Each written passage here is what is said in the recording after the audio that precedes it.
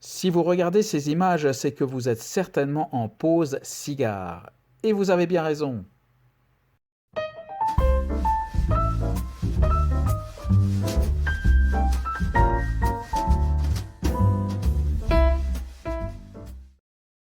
Bonjour et bienvenue à la découverte d'un tout nouveau terroir en ce qui concerne cette chaîne, le Honduras, avec le Flor de Selva Egoísta. Comme à l'accoutumée, on s'arrête quelques instants sur la marque. Flor de Selva a été fondée en 1995 par Maya Selva, qui est née au Honduras d'un père hondurien et d'une mère française. Elle est d'ailleurs revenue en France à l'âge de 16 ans pour poursuivre ses études et retournée au Honduras en 1991, où donc 4 ans plus tard, elle fondait sa marque de cigares. Nous revenons à notre Vitol du jour qui, vous le voyez, est en cave depuis février de cette année, dégusté le 16 septembre dernier. Et ce cigare d'origine donc du Honduras est composé d'une cape du Connecticut, une sous-cape du Honduras et du Nicaragua. Et la tripe est composée exclusivement de tabac du Honduras. Son format, un short robusto, longueur 89 mm, soit 8 cm,9 cm, un diamètre de 20 mm,6 pour un ring de 52 et son prix en francs suisses, 8 francs 90. Alors, vous le voyez à l'image, ce cigare, personnellement, faisait envie. Je trouve que c'est un beau cigare qui présente bien, sans d'énormes fioritures, mais avec une cape qui paraît vraiment lisse et d'une couleur qui, comme je le disais, donne vraiment envie de s'y intéresser. Au toucher, cette vitole est assez ferme, je note aucun point dur, aucun point mou, on sent plutôt un bon remplissage.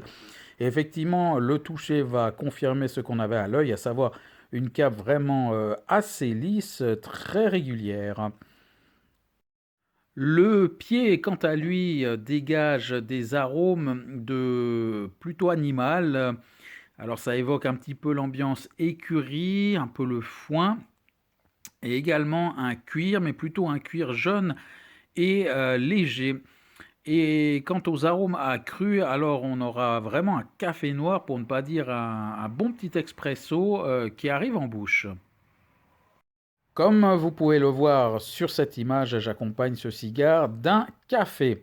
Alors une fois l'allumage effectué, lors du premier tiers, on aura plutôt une ambiance ou des sensations empyromatiques avec des saveurs en bouche de brûlé, mais un brûlé pas désagréable, hein, je dirais quelque chose de fortement toasté, légèrement brûlé. Donc ça reste vraiment léger, mais vraiment à fond brûlé, associé à un café torréfié.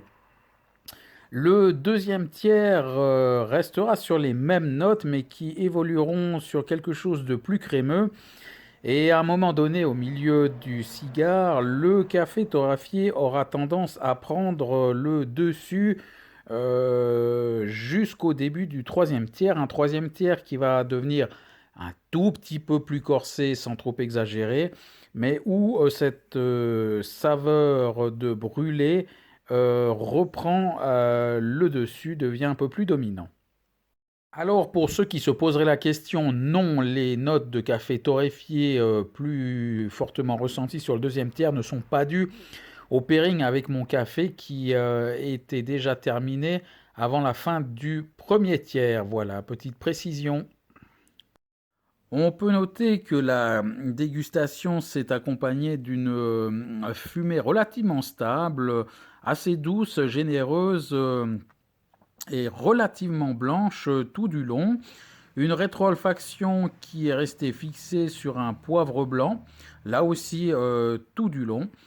Quant au tirage, j'oublie souvent de parler du tirage lorsque je parle des aromas crus, donc je corrige là un petit peu le tir. Un tirage avec une résistance assez agréable, je dirais moyenne. Et au niveau de la cendre, alors vous l'avez vu sur les photos, une superbe cendre, vraiment compacte, stable, d'une belle couleur blanche et vraiment une combustion très très régulière.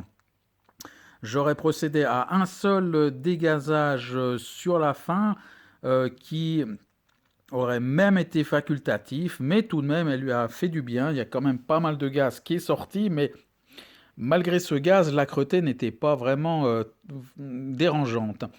Et enfin, pour terminer, une dégustation qui aura duré 1h10.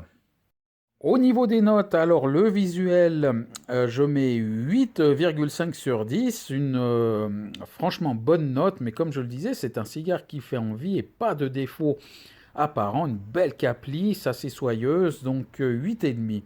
8,2 pour la qualité de fabrication. Là aussi, au niveau visuel, au toucher, on sentait quelque chose de bien fait, ce qui s'est encore confirmé durant la dégustation avec cette belle cendre qui s'est bien tenue. Aucun problème de combustion ou d'un autre ordre. La palette aromatique, alors c'est là où le bas blesse, 6,5 sur 10, car une palette relativement linéaire avec peu de variations. C'est un peu ce qui manque à ce cigare. Mais un rapport qualité-prix où je mets 7, un quart, 7,25, car finalement, c'est un cigare pas très cher si vous voulez passer un bon moment après un café sans faire trop attention à votre cigare. C'est un peu le compagnon idéal, je trouve, pour un prix somme toute relativement modeste, si certains, même si certains n'hésiteraient pas à dire que pour ce prix-là, on peut certainement trouver meilleur, ce dont je ne doute pas. Une note globale donc assez bonne hein, en tout. Je me suis même demandé si je l'avais pas un petit peu surévalué ce cigare, mais enfin à l'instant T, je l'ai évalué comme ça et on arrive quand même à une note de 7,61, donc vraiment une assez bonne note. Et un index de puissance, vous le voyez, de 3. Là, je peux préciser, alors vraiment très très peu de puissance, aucunement sur la fin non plus, donc vraiment aucune trace de puissance tout du long, ce qui vaut donc cette note-là.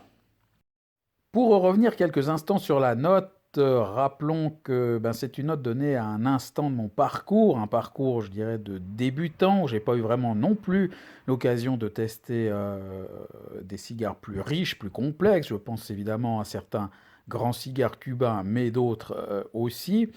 Et cela m'amène à ma conclusion qui me fait dire que c'est vraiment un cigare alors absolument idéal pour débutants. Je sais que je l'avais déjà dit lors de la dégustation de l'Inca. La différence là, et j'insiste sur le côté idéal de cigare pour débutants, c'est qu'il est beaucoup plus court.